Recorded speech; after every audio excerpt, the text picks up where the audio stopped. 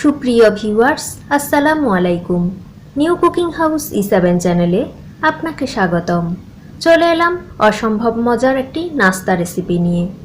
আমার আজকের রেসিপি ভীষণ মজার গাজরের বিস্কুট। খুবই মুচমুচে এই বিস্কুট, যে একবার খাবে সেই পছন্দ করবে। আশা করছি আজকের রেসিপিটা সবার ভীষণ ভালো লাগবে।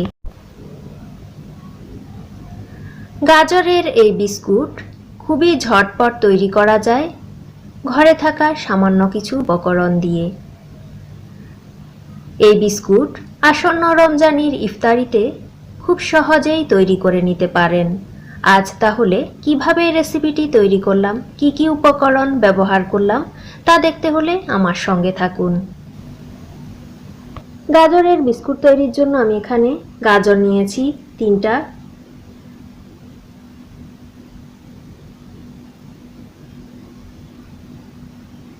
এ পর্যায়ে গাজরগুলোকে গ্রেট করে নিয়েছি। আমি এখানে একটি গাজরকে গ্রেট করে নিলাম।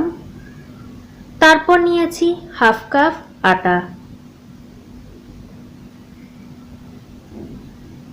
তারপর নিলাম 2 টেবিল চামচ চিনি। এখন রেসিপিটা তৈরির পালা। একটি মিক্সিং বোলে প্রথমেই আটাটা অ্যাড করে নিয়েছি। তারপর আমি এতে দিয়ে দিচ্ছি স্বাদ মতো লবণ। লবণটা দিয়ে আটার সঙ্গে ভালোভাবে কিছুক্ষণ মিশিয়ে নিচ্ছি। খুব সহজেই রেসিপিটি একবার খেলে বারবার খেতে চাইবেন, এতটাই মজার হয়।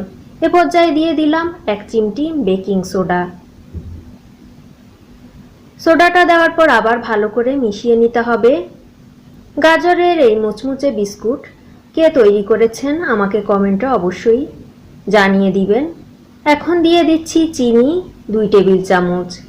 মিষ্টিটা স্বাদের উপর ডিপেন্ড করবে। যেহেতু আমি গাজর নিয়েছি একটা গ্রেট করে, তাই চিনিটা 2 টেবিল চামচই দিলাম। গাজরে যেহেতু মিষ্টি থাকে, চিনিটা বেশি দেওয়ার প্রয়োজন নেই। এ পর্যায়ে চিনিটাকে মিশিয়ে নেওয়ার পর সামান্য করে গাজর পেস্ট অ্যাড করে দিলাম। আবার ভালোভাবে মিশিয়ে নিচ্ছি। একবারে সবগুলো গাজর পেস্ট দেওয়া যাবে না, তাহলে পারফেক্টভাবে ডোটা তৈরি হবে না। পরিমাণ বুঝেই গাজর পেস্টগুলো অ্যাড করে দিতে হবে। আমি এভাবে সামান্য সামান্য করে অ্যাড করছি এবং মিশিয়ে নিচ্ছি। রমজানের ইফতারিতেও চমৎকার স্বাদের এই নাস্তাটি তৈরি করে নিতে পারেন, অথবা বিকেলে চা কফির সাথে এই রেসিপিটি অনায়াসেই খেতে পারেন। সবটাই গাজরের পেস্ট অ্যাড করে দিলাম, আমার মনে হচ্ছে সবটাই লাগবে। আবার ভালো করে মিশিয়ে নিচ্ছি চামচের সাহায্যে। এ পর্যায়ে কিছুক্ষণ মেখে নিলাম চামচের সাহায্যে খুব ভালোভাবে আটার সঙ্গে। তারপর হাতের সাহায্যে মেখে নিতে হবে। ভালোভাবে কিছুক্ষণ চটকে চটকে মেখে নিচ্ছি। এই রেসিপিতে কোনো পানি অ্যাড করা যাবে না, শুধু গাজর পেস্ট দিয়েই পারফেক্ট একটি ডো তৈরি করে নিতে হবে। কিছুক্ষণ মেখে নিলাম, এরকম একটি আঠালো ডো তৈরি হয়েছে। ভিউয়ার্স, মিশ্রণটা কেমন হয়েছে দেখে নিশ্চয়ই বুঝতে পারছেন। ভালোভাবে মেখে নিতে হবে কিছুক্ষণ। এ পর্যায়ে একটি পিঁড়ি নিলাম, আঠালো সেই ডোটাকে নিয়ে নিলাম। হাতের সাহায্যে আর একটু ভালোভাবে মথে নিচ্ছি। খুব সহজ, ভীষণ মজার এই নাস্তা ছোট বড় সবাই খেতে ভীষণ পছন্দ করবে। এ পর্যায়ে আমি এটিকে রুটির শেপ দিয়ে বেলে নিচ্ছি। যারা আমার চ্যানেলে নতুন, এখনও চ্যানেলটি সাবস্ক্রাইব করেননি, তাদের প্রতি আমার বিশেষ অনুরোধ, চ্যানেলটা সাবস্ক্রাইব করে দিবেন।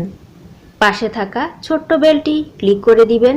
এতে করে আমি সহজ ও নতুন সব রেসিপি নিয়ে হাজির হওয়ার সাথে সাথে নোটিফিকেশান পৌঁছে যাবে আপনার কাছে। যারা এরই মাঝে সাবস্ক্রাইব করেছেন তাদেরকে জানাই অসংখ্য ধন্যবাদ। এটিকে আমি বেশ একটু মোটা রেখেই বেলে নিচ্ছি, খুব বেশি পাতলা করছি না, 1/2 ইঞ্চি পুরুত্বে রেখেছি। ভিউয়ার্স, এই যে এ পর্যায়ে এটিকে একটি চাকুর সাহায্যে কেটে নিতে হবে। ভিউয়ার্স, দেখতে থাকুন আজকের রেসিপিটা শেষ পর্যন্ত। আশা করছি এভাবে তৈরি করলে সবাই অসম্ভব পছন্দ করবে। যারা এই রেসিপিটি এখনও তৈরি করেননি তারা আমার আজকের ভিডিওটি ফলো করে অবশ্যই তৈরি করে নেবেন। আপনাদের অভিজ্ঞতা আমার কমেন্ট বক্সে জানিয়ে দিতে একদমই ভুলে যাবেন না। রুটিটাকে কেটে নিলাম। এ পর্যায়ে আমি ছোট করে কেটে নিচ্ছি। ভিউয়ার্স, দেখতে থাকুন কিভাবে তৈরি করে নিলাম আজকের এই ভীষণ মজার বিস্কুট। গাজর ফুরিয়ে যাওয়ার আগেই চমৎকার স্বাদের এই বিস্কুট তৈরি করে পরিবারের সকলকে পরিবেশন করুন। আশা করছি সবাই খুবই পছন্দ করবে। কেটে নিলাম। এ পর্যায়ে একটি পিস নিয়েছি, তার মাঝে এভাবে কাঁটা চামচ দিয়ে দাগ কেটে দিচ্ছি, এতে করে দেখতে ভীষণ ভালো লাগে। সবগুলোর মাঝেই এভাবে কাঁটা চামচের সাহায্যে দাগ কেটে দিচ্ছি। আপনারা যে কোনো ধরনের নকশা করে নিতে পারেন, আমি আমার পছন্দ মতো করে নিলাম খুবই সহজভাবে। এ পর্যায়ে চলে এলাম চুলোতে। একটি কড়াইতে পর্যাপ্ত পরিমাণ তেল গরম করে নিয়েছি, তার মাঝে কেটে রাখা সেই বিস্কুটগুলো অ্যাড করে দিচ্ছি। চুলোর তাপ মিডিয়াম রেখেই বিস্কুটগুলোকে ফ্রাই করে নিতে হবে। তেলের মাঝে দেওয়ার পর কতটা ফুলকো হয়েছে ভিউয়ার্স অবশ্যই লক্ষ্য করছেন।